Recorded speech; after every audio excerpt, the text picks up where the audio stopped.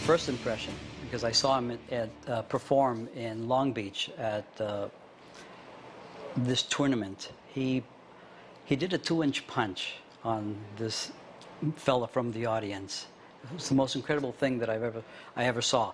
And right after that, probably a couple of weeks, that's when I met him. Fella that owned the building that I was working at, the 9,000 building, he heard of Bruce, and he says, I got to meet this guy. So he comes down from the 14th floor to my salon on the 3rd floor, and he says, okay, show me what you can do. And that's what people used to do with Bruce. They always wanted to show me. So this guy was about 6 feet. He said, get this book, put it over your head, okay? And from standing still, Bruce jumped up and kicked the book out of his hand. That was one. And then he would tell me, little Joe, get the book, which meant I put this book in front of on my chest, and he'd do his 2-inch punch. That's the one that I hated the most, because I was like the guinea pig. Another one, we walked outside. He did a side kick into the wall. There was a heel print about 2 inches deep. That's still there to this day. Well, I studied karate for about 3 or 4 years, and I enjoyed it a great deal. When I met Bruce, we didn't even work out. We just talked. And I knew that there was something different. It was more a way of life. It was a philosophy. And to this day, sure, I work out and I do exercise, but it's more a way of life, and that's what he taught me. The other stuff just came. You know, it was his way of interpreting all the arts put together. He studied them all. He was an expert in all of them. And he tailored everything to that person. He was an instructor that didn't instruct. He put it out there, and it was for us to follow.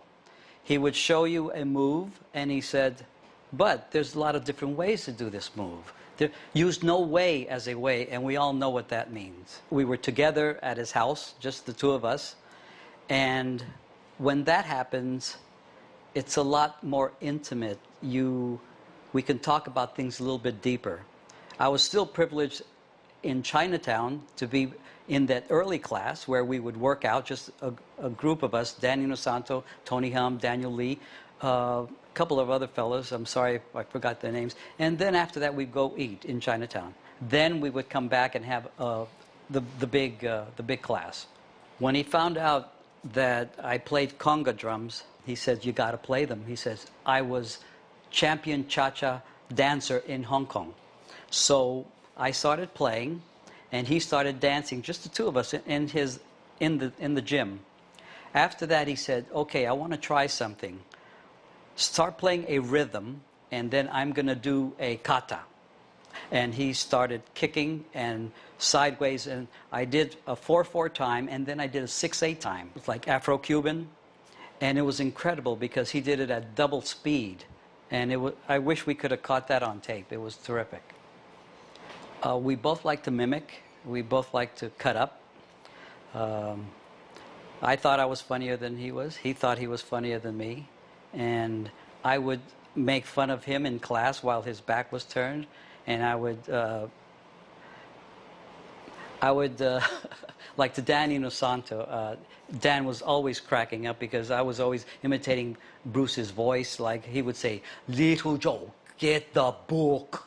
And he would say, for instance, let me put it this way. The idea is simple. And not simple, simple.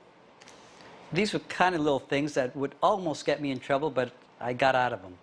The times we were together, we would share some really intimate things about how he felt about who he was and what he did and why he wanted to do it.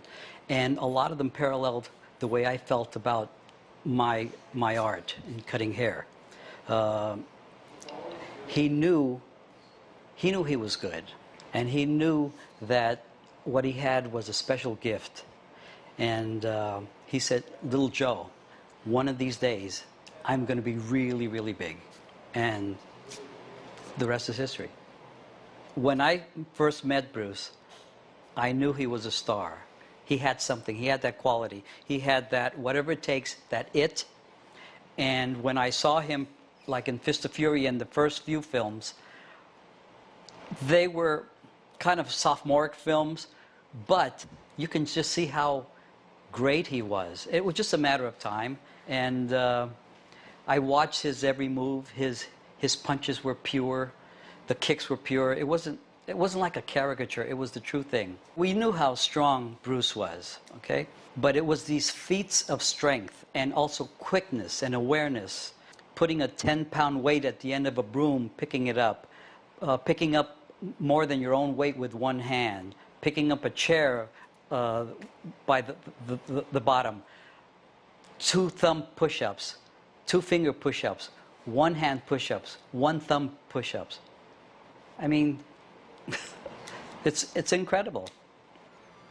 Some of my favorite times were on Saturdays or Sundays, right after we would work out in the morning. Bruce and I would go to lunch, and there we would just exchange feelings, and we would just talk. And he would tell me what was in his heart, how he felt about his wife and his children, how I felt about mine, things important in our lives. And those are the times that I will cherish the most. This photograph is very, very dear to me. It parallels what his life and my art and his art. It says, the idea is like sculptor. Hack away the unessential until the truth is revealed. Bruce the man, strong. Bruce the legend, he will always be there because he created something that no one else created, and he opened doors for a lot of people. Generation upon generation will always know who he was because he was there in the beginning. As a friend, that I will always cherish because I was there. You know, a lot of people talk about working out with him and doing all of these physical things. I was there as a person. We talked just like you and I are talking now. That intimacy, that's what I will always take with me. Knowing that I knew him, I don't have to tell anybody because I know. And that's what's important.